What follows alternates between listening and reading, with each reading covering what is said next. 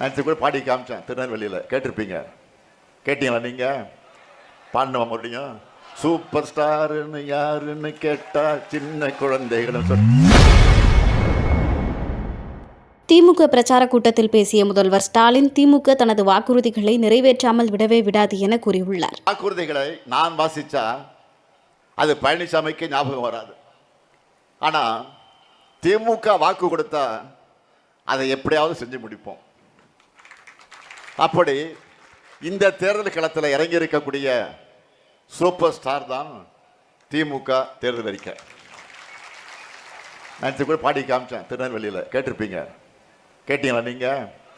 பாடின மறுபடியும் சூப்பர் ஸ்டாருன்னு யாருன்னு கேட்டா சின்ன குழந்தைகளும் தான்.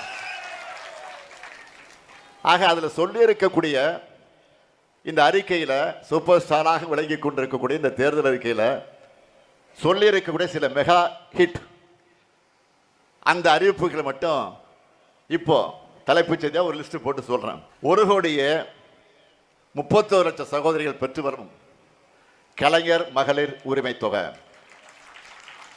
இனி மாசம் 2000 ரூபாய் வழங்கப்படும்.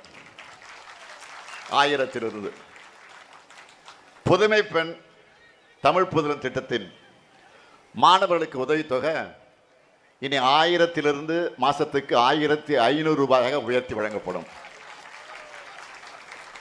முதியோர், மாற்றுத்திறனாளிகள், ஆதரவற்ற பெண்கள் என எல்லா உதவித்தொகைகளும் டபுள் மடங்காக உயர்த்தி வழங்கப்பட இருக்கு.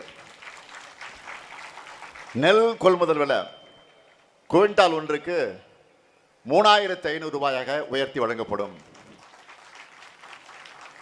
கரும்பு கொள்முதல் விலை டன் ஒன்றுக்கு 4500 ரூபாயாக உயர்த்தி வழங்கப்படும்.